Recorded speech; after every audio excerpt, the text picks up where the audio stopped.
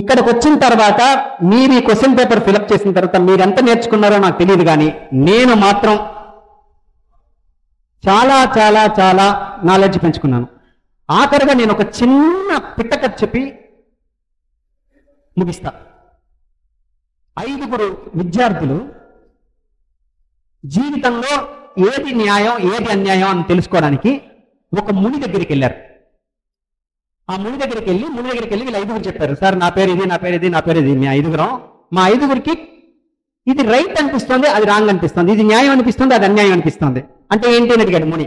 Sir ఉదాహరణకి ఇప్పుడు నేను సినిమా థియేటర్కి వెళ్తాను సార్, నేను వెళ్ళి క్యూలో నిలబడతాను సార్, ఎవడో వస్తాడు సార్, ముందున్న వాడి దగ్గరికి వెళ్ళి డబ్బులు ఇచ్చి బాస్ నాకు కూడా ఒక టికెట్ అంటాడు, వాడు తీసుకుంటారు సార్ టికెట్. కరెక్ట్ గా నేను బుకింగ్ కౌంటర్ దగ్గరికి వెళ్ళేసరికి హౌస్ఫుల్ అని బోర్డు పెడతారు.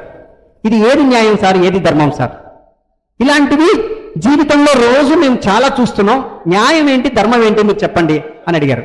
దానికి ముని ఏమన్నాడంటే, ఓ పని చేద్దాం ఆయన అని ఒక పుష్పక విమానాన్ని తీసుకొచ్చాడు. మీ 5 ఎక్కండి, ఇప్పుడు ఇది అడవి మార్గం మీద వెళ్తుంటుంది, నేను మీతో పాటు ఉంటాను. అందరూ ఎక్కారు, పైకి ఎగిరింది పుష్ప విమానం. అటు చూడండి అన్నాడు. అక్కడ ఒక ఆవు పిల్లల్ని కని ఆ పిల్లలకు గడ్డి పెట్టడం కోసం, ఆహారం తేవడం కోసం ఒక 10 అడుగులు ముందుకేసింది. అదే టైంకి ఇంకొక సైడు పులి తన పిల్లల్ని కని పిల్లలకు ఆహారం తేవడం కోసం పులి వచ్చింది. పులి ఆవుని చూసింది, ఆవు పులిని చూసింది. ఇప్పుడు పులి తన పిల్లల ఆహారం కోసం ఆవుని చంపి ఆహారం తీసుకెళ్లి పిల్లలకు పెట్టింది.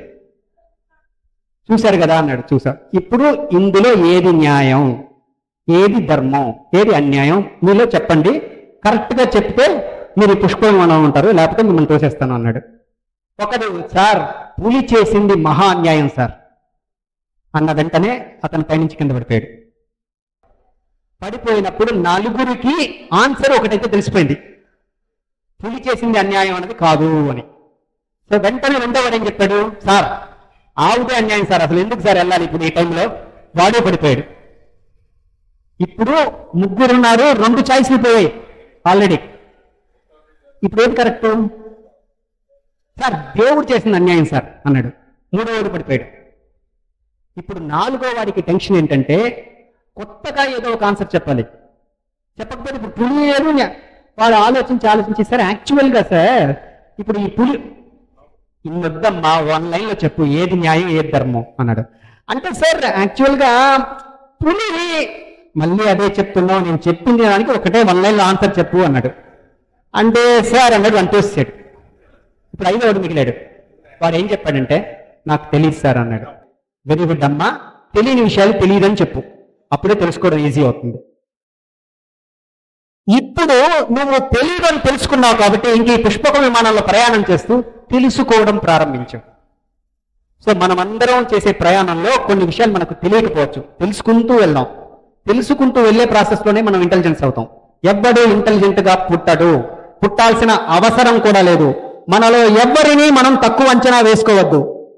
నేను మీకు చెప్పదలుచుకుంది ఒకటే, నాలాంటి అజ్ఞాని కూడా కొన్ని లక్షలు సంపాదించగలిగే, కొన్ని కోట్లు సంపాదించగలిగే రైటర్ అయినప్పుడు ఎవరైనా ఏదైనా కాగలరన్నది నా నమ్మకం. కాబట్టి all the best to my Nalgonda బంగారు కొండాస్. Thank you very much.